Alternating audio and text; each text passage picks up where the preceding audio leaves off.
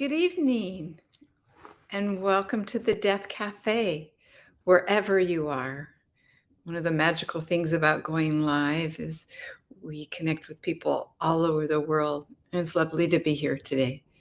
My name is Dr. Dearhart, and I'm with the Heartway, and it's such an honor to facilitate this evening with you.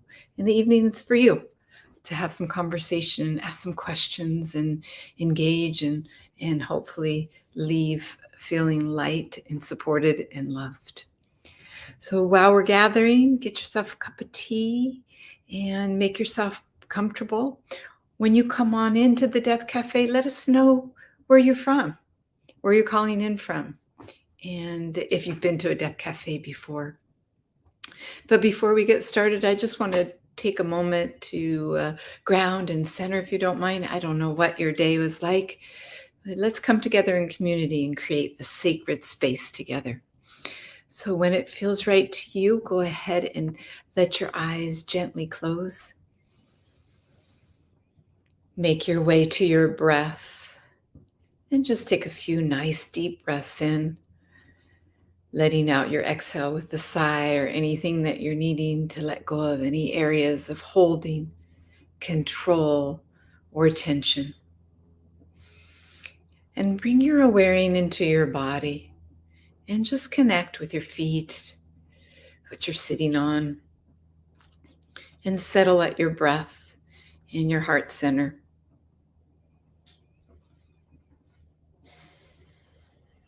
Take a moment for the busyness to leave and settling into the quiet, beautiful space of your heart, of your soul, your spirit.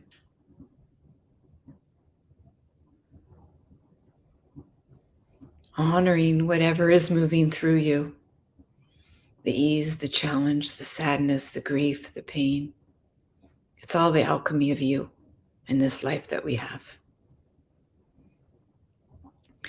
If you would join me, I would be grateful in sending out a metta prayer, which is a prayer of loving kindness and support to those in the world that are suffering. And I'm especially thinking of our friends in Ukraine. May all beings be free from suffering and the sources of suffering. May all beings be connected to peace, love, and spirit. May all beings know that they are loved and that they are loved. May it be so from my heart to yours. Thank you. Thank you. Welcome to the Death Cafe. It's lovely to be here with you. And I'd love to hear where you're from in the world. That would be lovely. Hi, Kathy. Kathy's here from Oceanside. Welcome, welcome. Lovely to have you here. And Susan, it's nice to have you here again from Reno. It's really, really, really sweet and love to have people come back and share in the Death Cafe. So those of you that are entering and those of you that are here, this is for you. So share with me what brought you here tonight. What's on your mind? Questions or concerns, anything that we can support you in having you make the most out of your finite life. And as you're doing that, let me just spend a couple moments or two sharing with you what the Death Cafe is. And it's been in existence for many, many years. I've had the honor of facilitating Death Cafes for over 8 years. There's thousands and thousands of Death Cafes in 81 countries. And the beauty of the Death Cafe, it's not a support group, it's not a grief group, it's a discussion group. And the group is for you. And really the purpose of the Death Cafe is to help us make the most out of our finite life. And death does that. Death inspires life.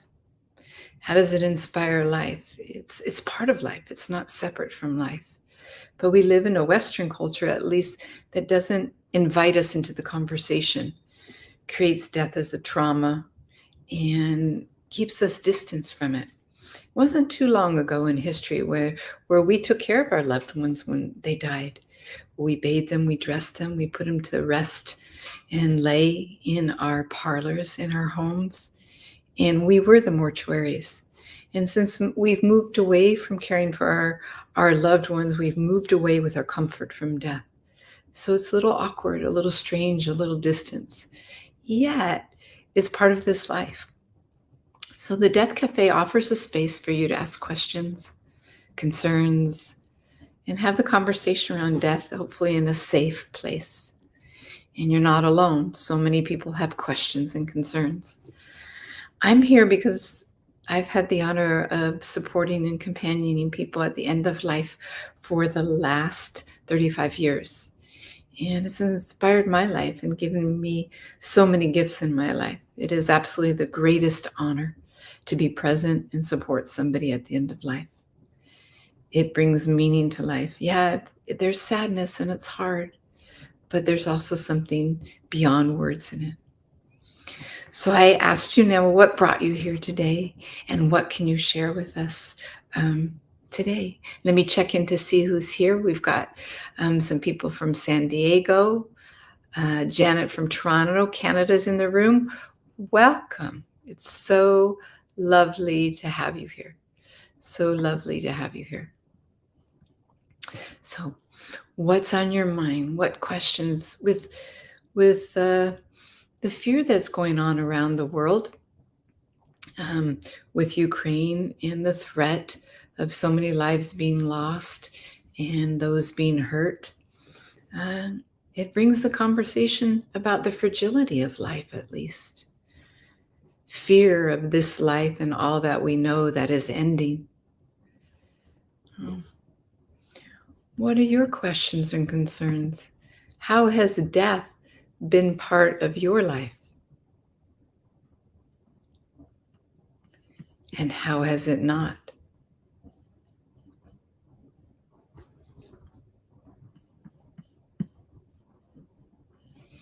I'm always happy to share, but I really am especially interested in what brought you here.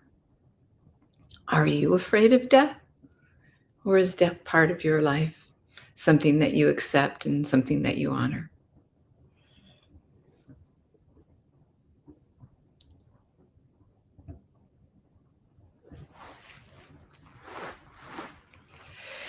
It's kind of interesting that I started this work 35 years ago because of my incredible fear of death.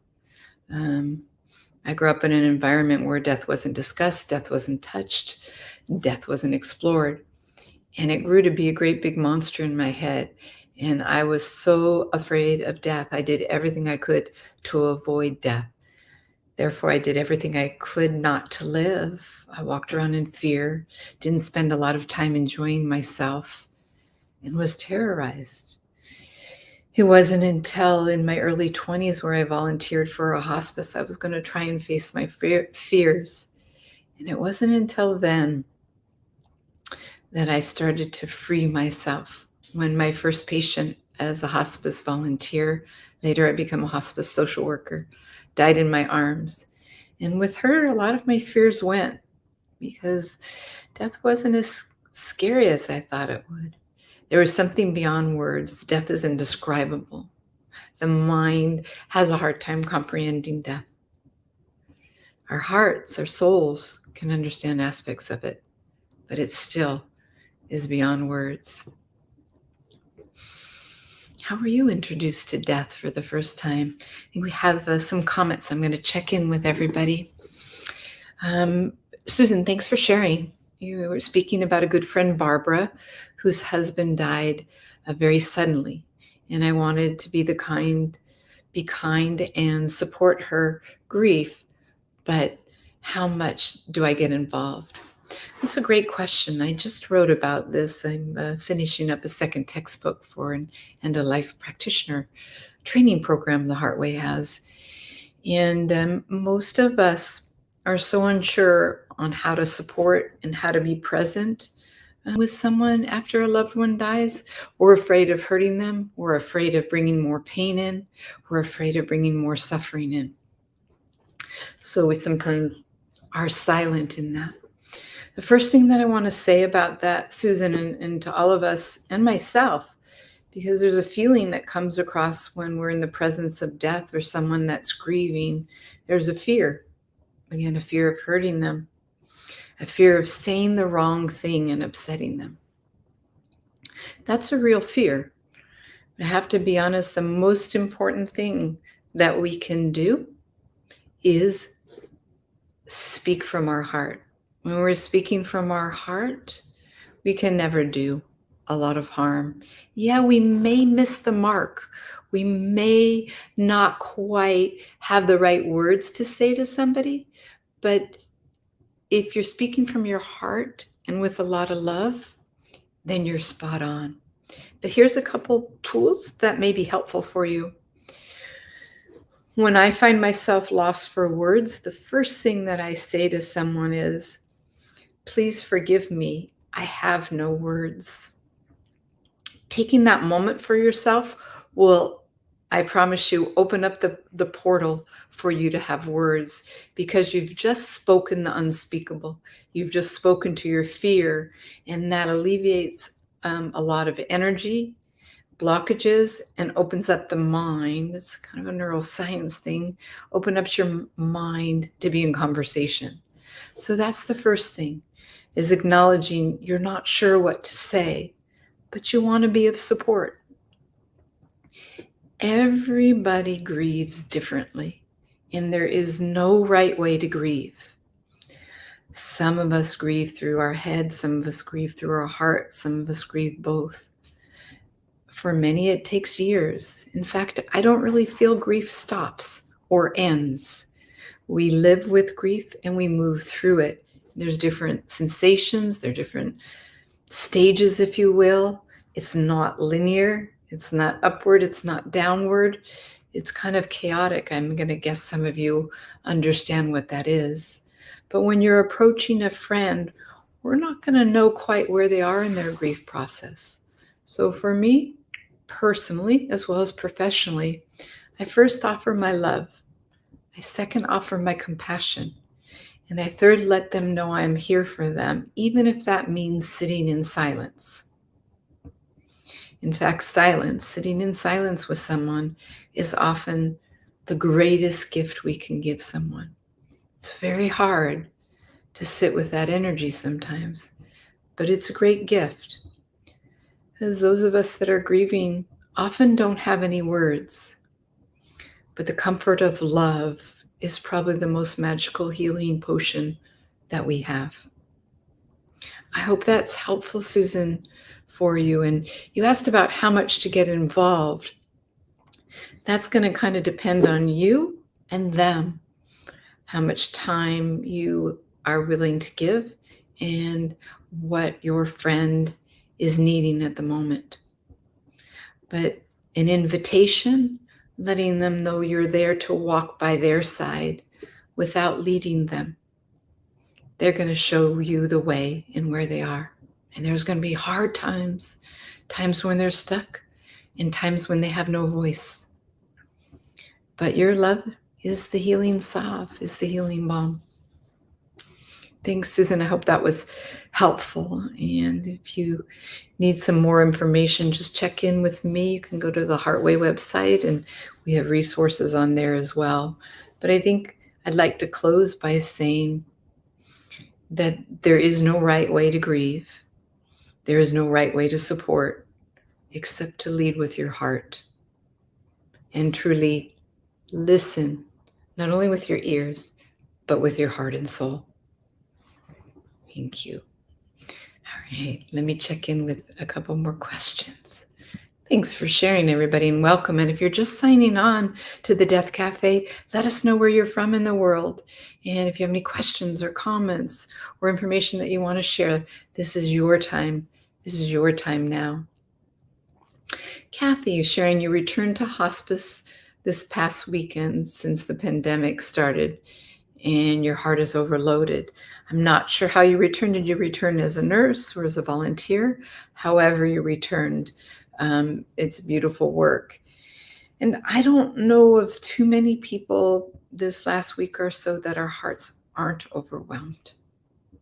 We're on overload. Not only are we still maneuvering and finding our way to new senses of normal for the pandemic, new ways of living, new ways of acting, we're still grieving the losses that we've experienced during the pandemic. We're still grieving the life we once had. And many, many people are sad. Many people are overwhelmed. Many people are overloaded. Many people are exhausted. So one of the things that we can do in this time is pause and step in and go to our practices. I know we say these things all the time, but it's so true.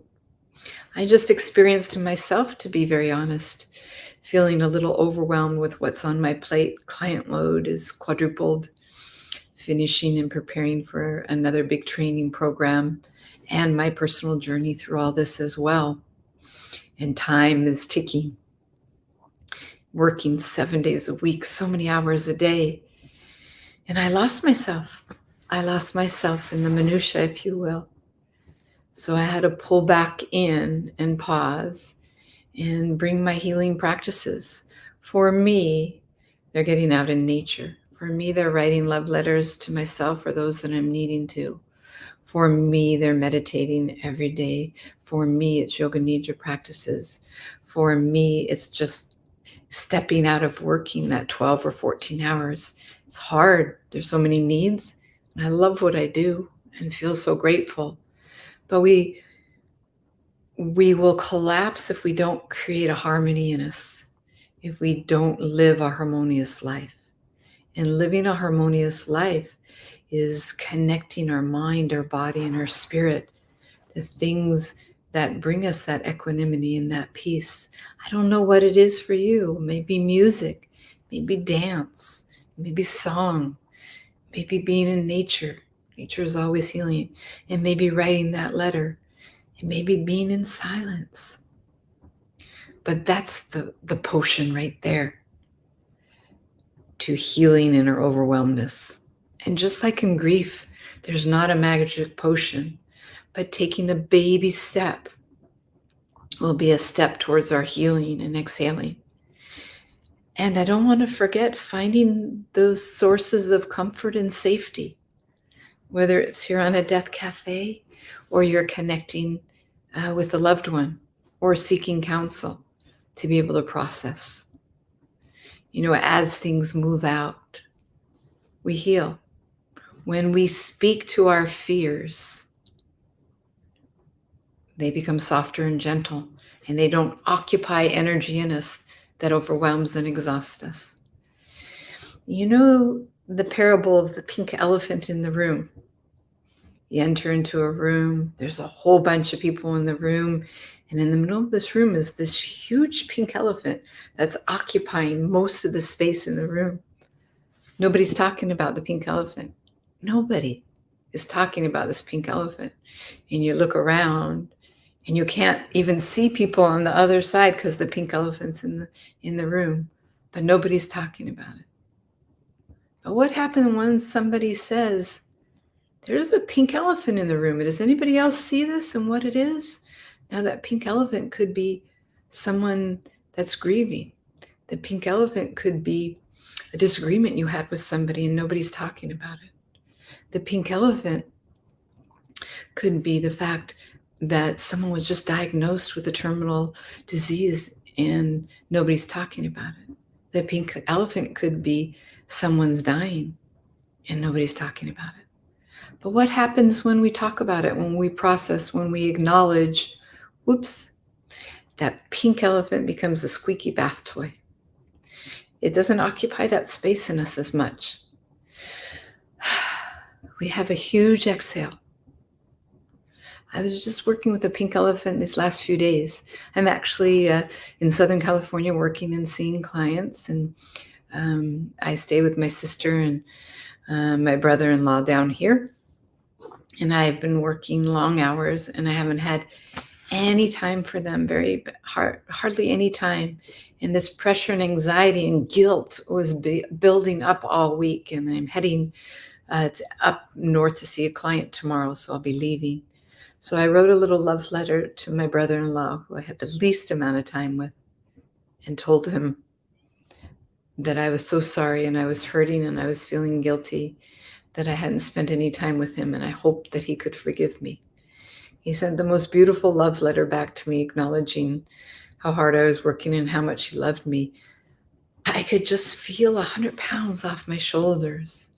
That tension, that anxiety, that energy that gets created when we don't speak to something, we don't listen to it, we don't hear it, we bury it, just dissipated. And I was free in my mind and in my heart and also in my body. When we speak to the challenges, the difficulties, the fears, the unspeakable, we release the dis-ease in our body.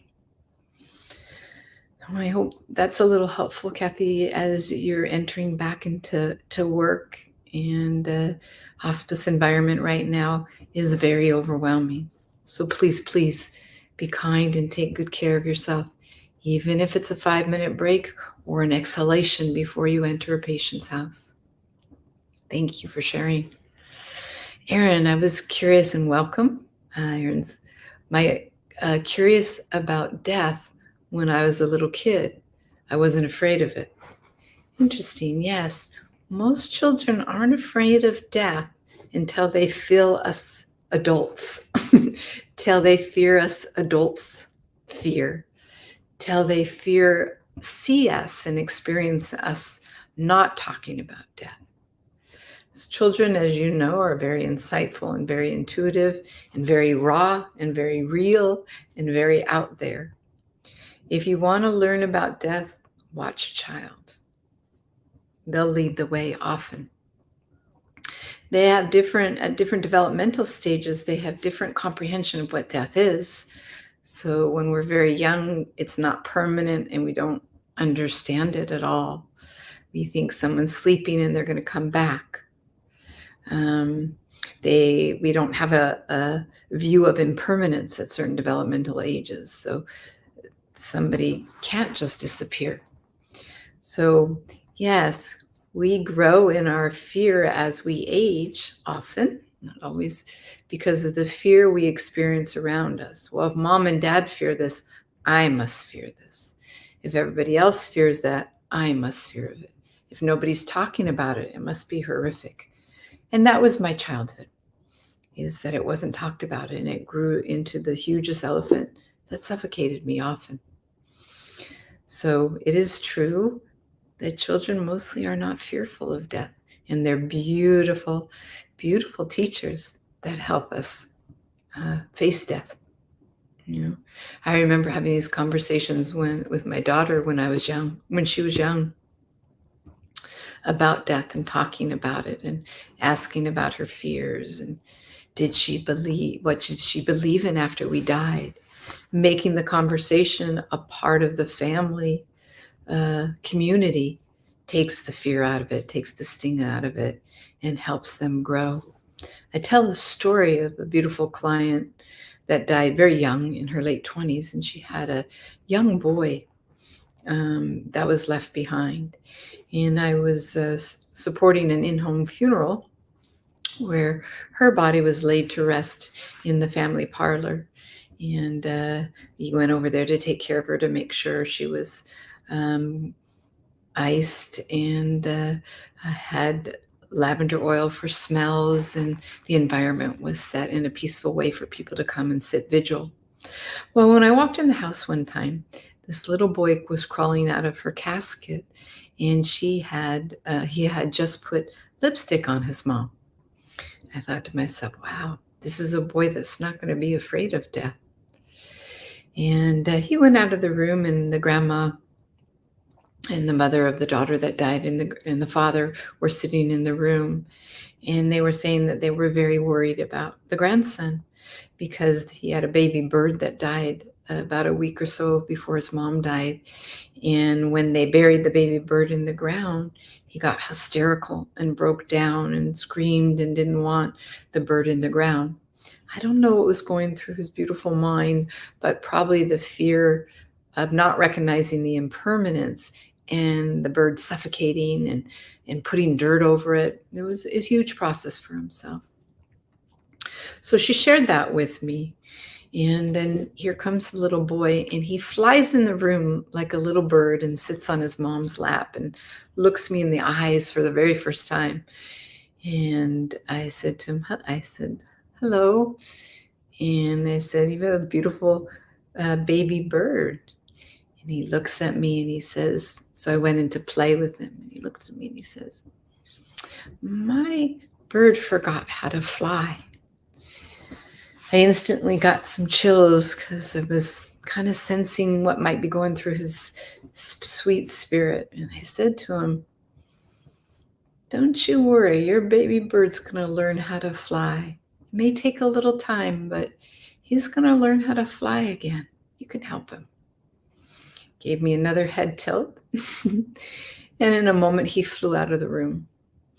So for me, I interpreted that as him sensing his sadness, his grief, his sense of lostness, maybe, of who am I? His mom's gone, with not that depth of an intellectual or existential process. And the grandma continued to say, what should she do if he gets hysterical at the funeral? They were having a full funeral, so she would be going, his mom would be going in the ground, and people would be putting dirt on top of it. And I said, if he breaks down and gets hysterical, he's going to teach everybody else how to grieve, how to feel, and how to be. It's okay. We're sad. We can grieve. It's very appropriate in many cultures. They wail. It's the consequence of sadness and grief and saying goodbye to someone we love. Well, fast forward at the funeral, Mom got lowered in her grave. The little boy walked to the edge of the gravesite. He looked in and he went, bye-bye, and said goodbye to his mom. Such great teachers our children are. He grieved beautifully. He was present. And I have a feeling this was probably 25 years ago. I'm sharing this with you. This is a young man now that's not afraid of death. It's part of life, as it is for all of our lives. It's a natural part of life. And the more we're comfortable with it, the more we honor it, the freer we are to live our life and create meaning in our lives. Let's see. Thank you. Let me catch somebody else. Susan, you're so welcome. Carolyn, welcome. I have helped several of my dearly beloved teachers and friends at the end of their lives since I was a child. I've been close to the dying, initially through being present to injured or abandoned animals. And soon after, of a cousin of mine, I was about 7.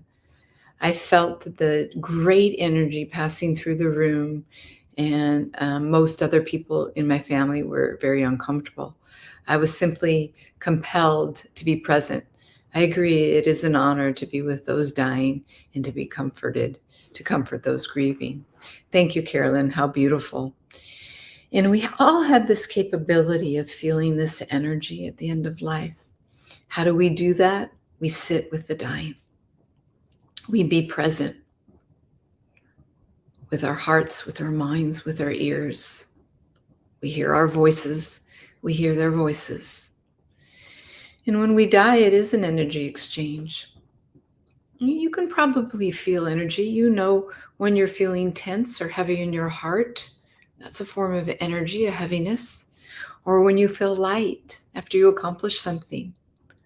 Or when you're playing with a child, it's a different energy. Those are all different energies. And being with the dying is too another energy that we experience in our mind, in our bodies, in our hearts.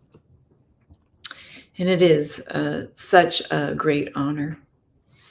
And being present to loved ones and those that are dying, for those of you that are end-of-life practitioners online or death doulas, is an incredible service.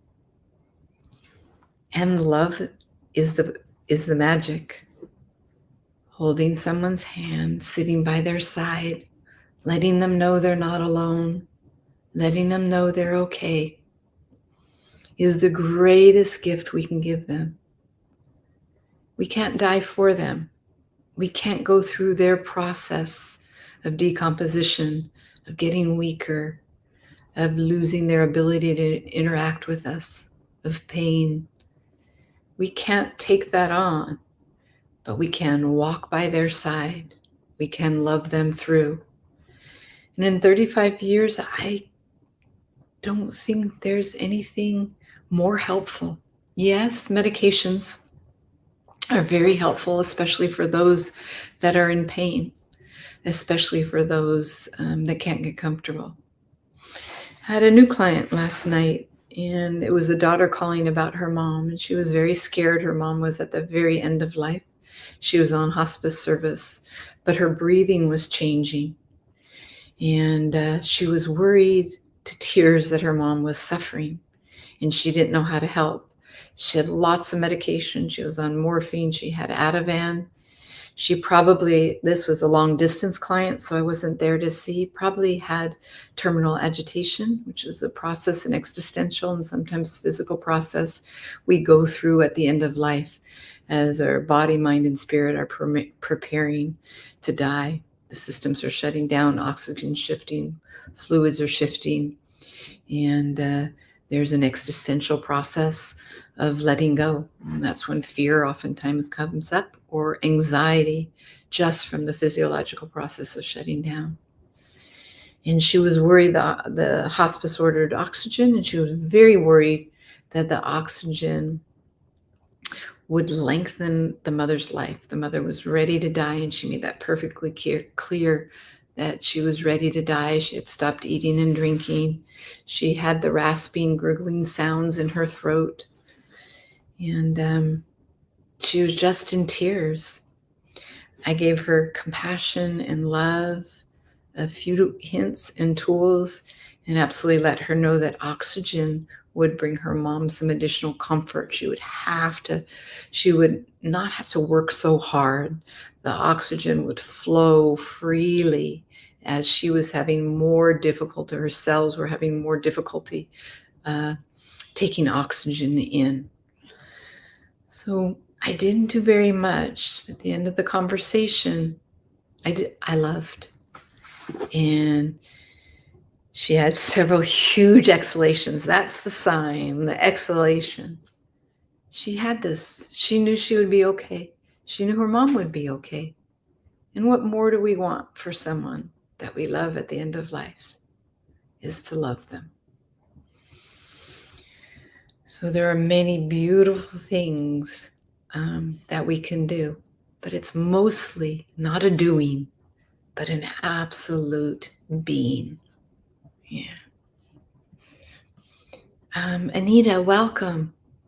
I've been part of a caregiving team for a 103-year-old woman. Wow, beautiful. She is so tired of living and wakes up every day so angry that she didn't die during the night. I try to encourage her that nobody lives forever. Her husband and both of her children have died, and she is so eager to die so she can be with them. She is getting weaker and weaker. I can see that she is failing. Any suggestions on what you might I be able to say? Yes, I do. And it sounds like you're doing a great job, Anita, of loving her and encouraging her and giving her compassion. One of the things that you can remind her is she has the power to die. She has the power to let go. She can leave her body anytime she wants. And if she wakes up and she's still here embodied, then she just wasn't ready. But she can start visualizing leaving her body. Oh, that reminds me, if you wish, you can play for her the Yoga Nidra Graceful Transitions recording CD download. You can check it out on theheartway.org. And it's a guided meditation. And there's a part in the meditation where it guides somebody into leaving their body, surrounded by love and compassion, and start to visualize this transition. You can also just have her visualize leaving her body. What is it like? What happens to her after death? But ultimately, we have the power to leave our body. Sometimes we're not ready for it. Sometimes spirit has a different timeline for us. We never quite know, right? This is true in life, isn't it, as well? Sometimes we want something, and we have to wait a bit.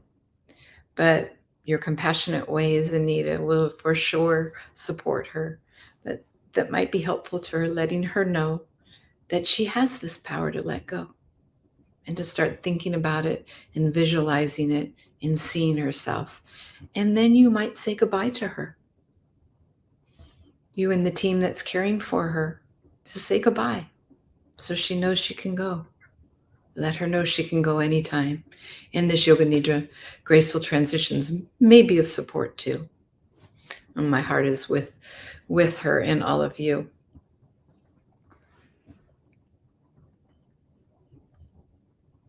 Erin, you're sharing the first death you encountered when you found your grandfather, Poppy's dog, Curly, dead.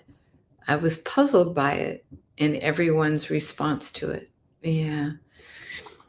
Mostly we don't know how to respond to death. And that's why I'm so happy you're here and thrilled with the Death Cafe, because it gives us a chance to feel out how we feel about death, what other people are saying, what other people are experiencing. But it's awkward to the mind. The mind doesn't know. The mind doesn't understand death. Death is felt in the heart and soul. It's not an experience the mind understands. It is beyond the mind and beyond words. And I think that simply states why it is so hard to comprehend death, why it's so hard to have those conversations. Because it is beyond the mind and beyond our words. So then why try if we can't understand it? Well, we can feel into it. We can surrender to it. We can understand that we're going to die, and we can prepare our mind for that through some of the practices we've talked about tonight.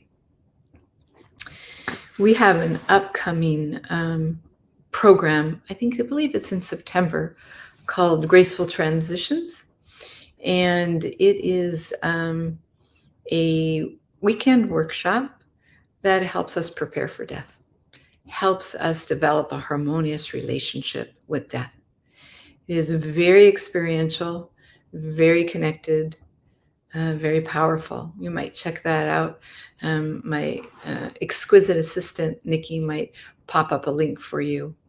And if you fear death, if you're having a hard time finding the words and understanding death within yourself and supporting others, it might be an incredible program. For those of you that are practitioners, there's also CUs available. So that might be helpful. But in the meantime, talk about it, share it, be with it.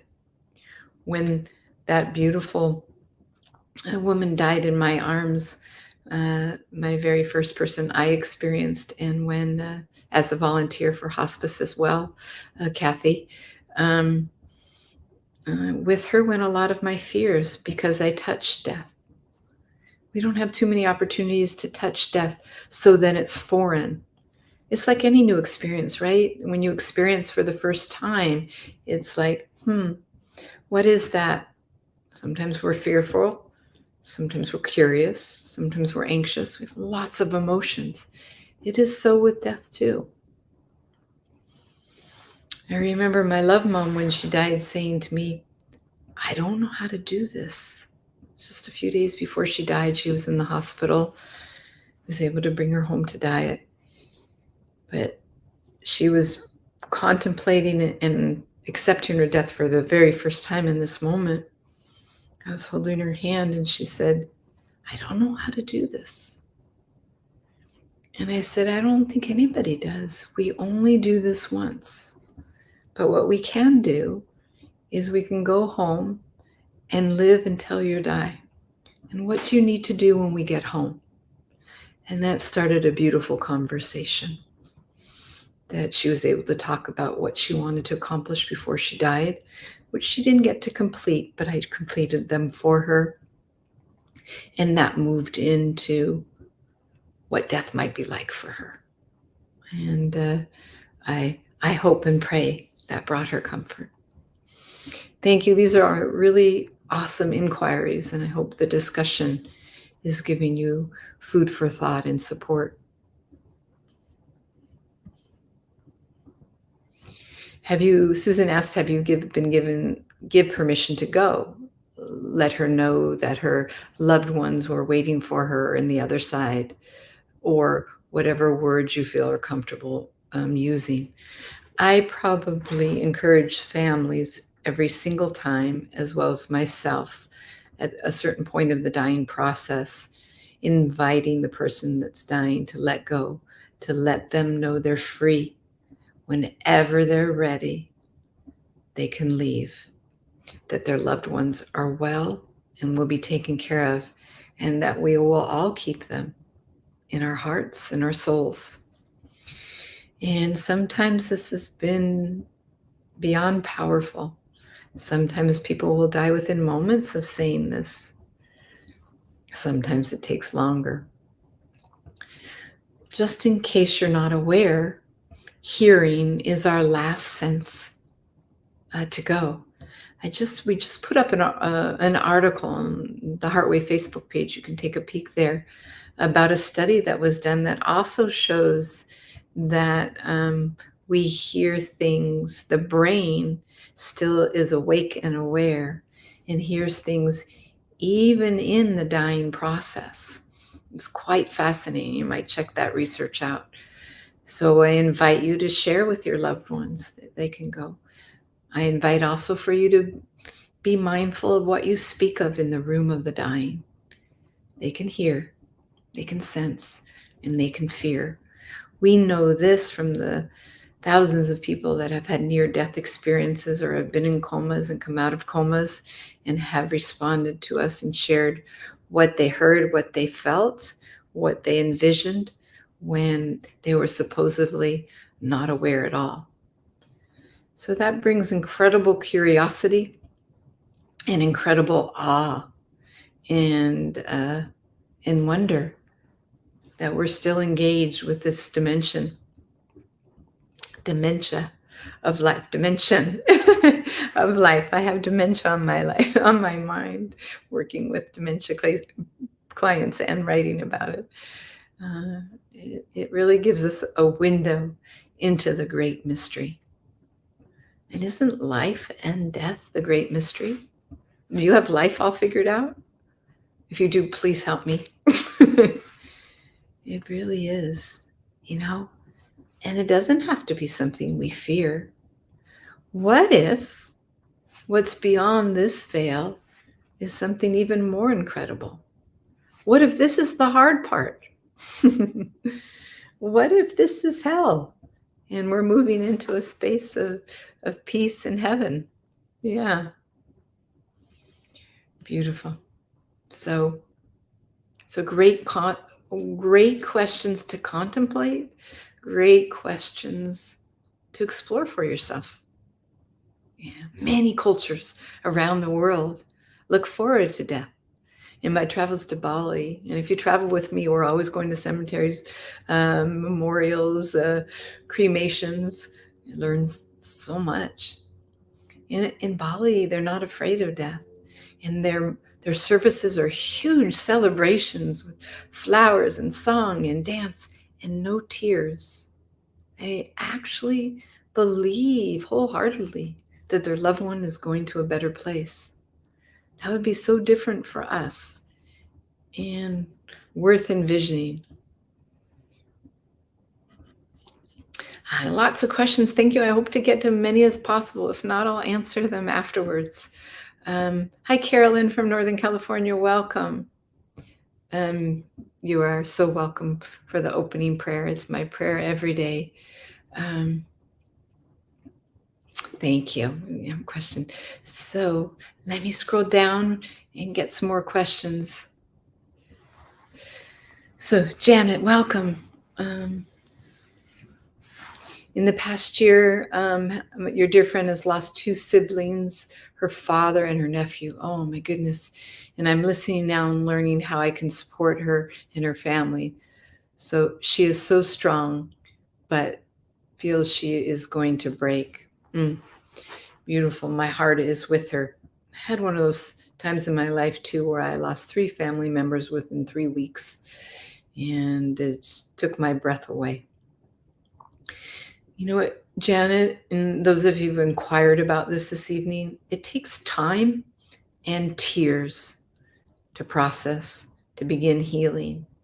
Not just time, not just tears. It takes both.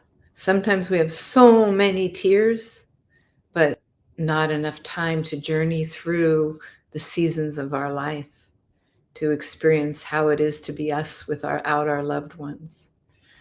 The amount of depth of processing is huge, and sometimes too much to handle. There's many stages and theories on grieving. We all know and have heard of Elizabeth Kubler-Ross's, Dr. Warden's processes of grief as well. There's just many of them, and all of them differ, and all of them say the same thing. And it boils down to there is not one way to grieve, and we don't get over grief. And with grief comes a complex of emotions, from sadness to anger to frustration to numbness to exhaustion to muscle pains to aches to anxiety. And to love somebody through is to stand, sit, snuggle in beside them and allow them to feel. We often don't support feeling because it's hard. It's hard to tolerate someone's feeling. It hurts. It's painful. It takes our breath away. So the best gift we can is learn how to say, I love you and I'm standing by you. You're okay. And I'm here to listen and be and do if necessary. My heart goes out to your friend, and I hope she's feeling the love around her, and may that be a warm blanket to support and nurture her through her grief process. Jessica, thanks for checking in. Does anyone have insight with what happens after we cross over? Do we wait for our loved ones after? I have a sadness that I would miss family members on the other side and would have to wait. I thought I would ask. I'm working through a fear of transitioning that started when I was 5. The possible pain of missing family, leaving them behind, that pains me. I do practice yoga nidra, oh lovely, and know that feel amazing on the other side. But this fear has been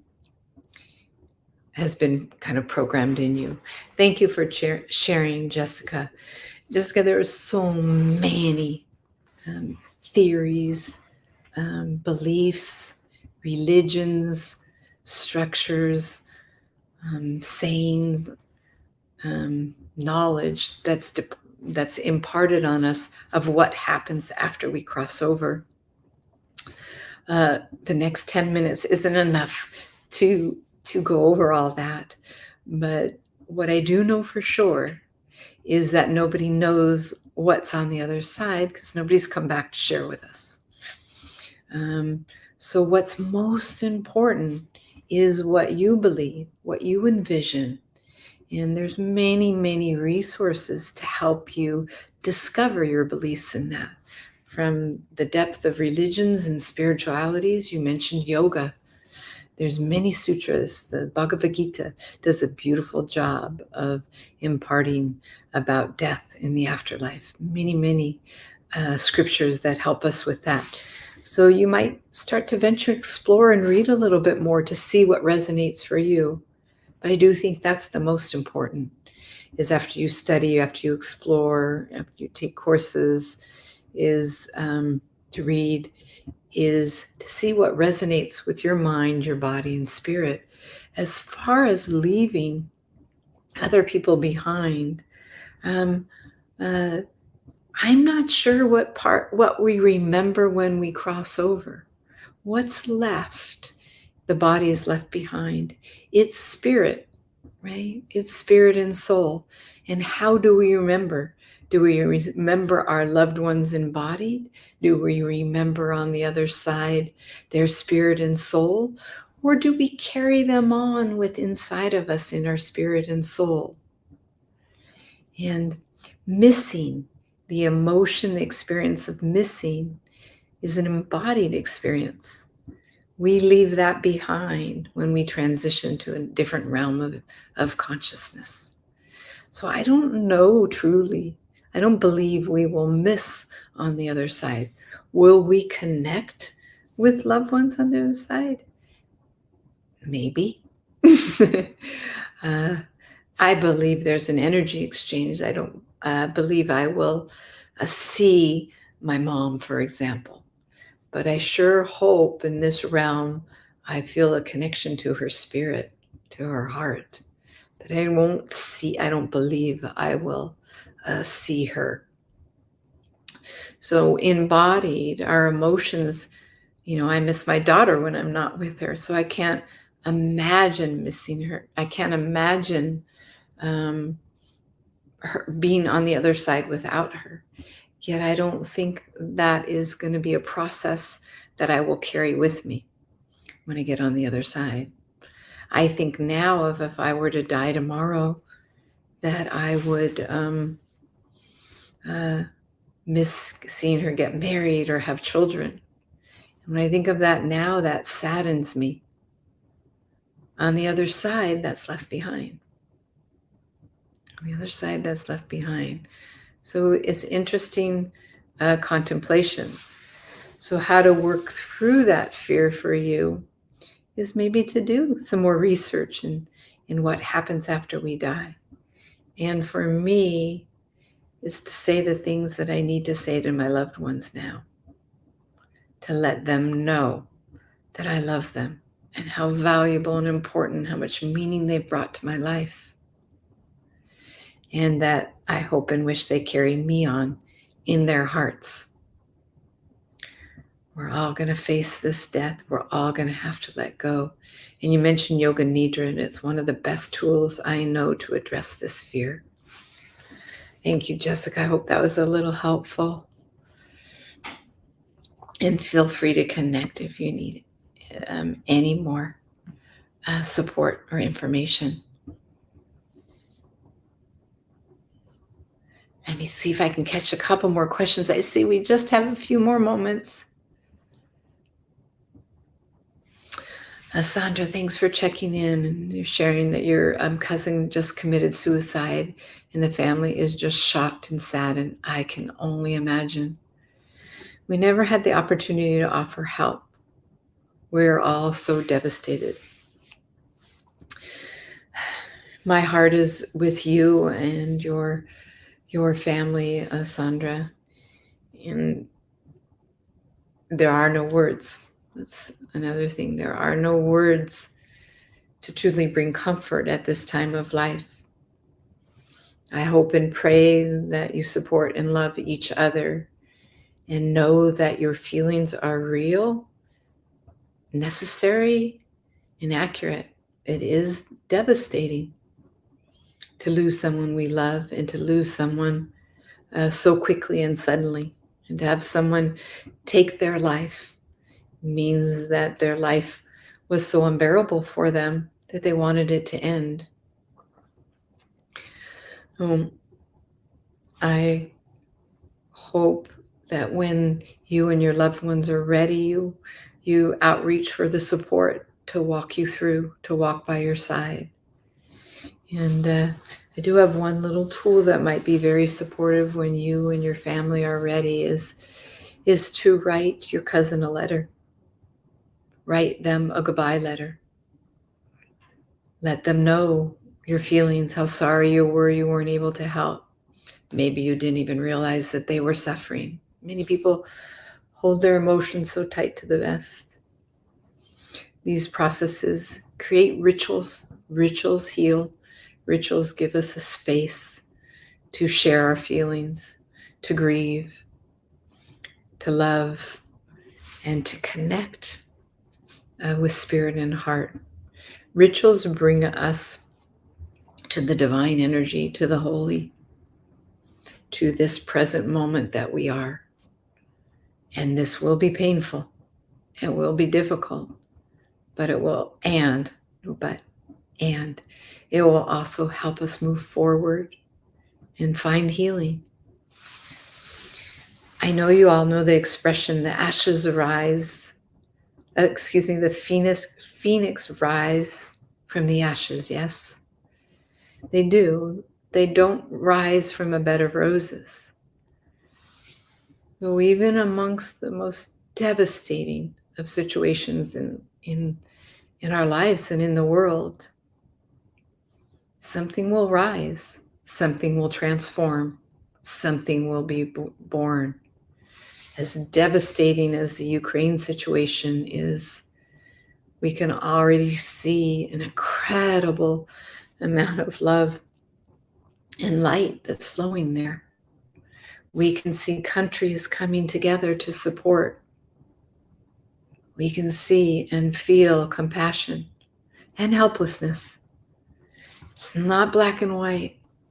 It's complex. The emotions move. It's the reality of this existence. Yeah. Thank you, Sandra. I hold you all in my heart prayers.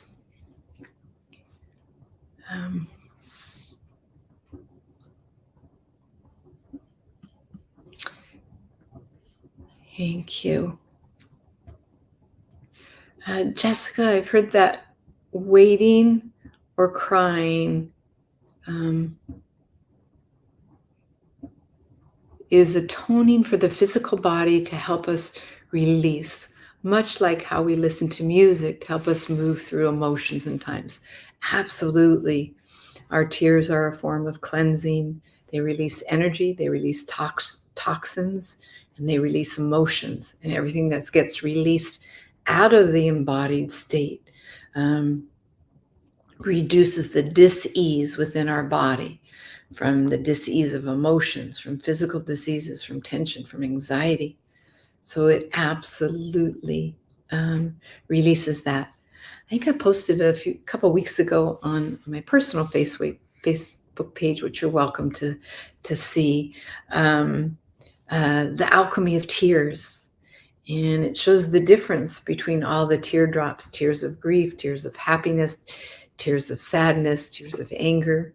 It's quite fascinating. So there's absolutely a physiological response. It was gifted us for a huge intention. Oh my goodness, I'm seeing we're running out of time. Is there anything else? Did I miss anybody? Please forgive me. It was a long feed tonight. I did my very, very best. But if there's anything else on your mind, please continue to connect after our Death Cafe this evening. I sure hope that this evening brought you comfort. I sure hope this evening, this time together, brought you a sense of community, that we're all in the same boat, going down the same river. We're all going to die. We're all going to love. We're all going to grieve. We're all going to have sadness. And walking each other home, thank you, Ram Dass, is what it's about.